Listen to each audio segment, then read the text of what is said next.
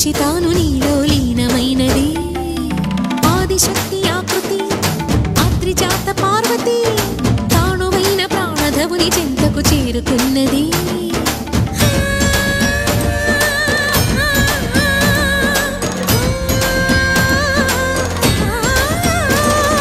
భవుని భువికి తరలించేలా ధరణి దివిని తలపించేలా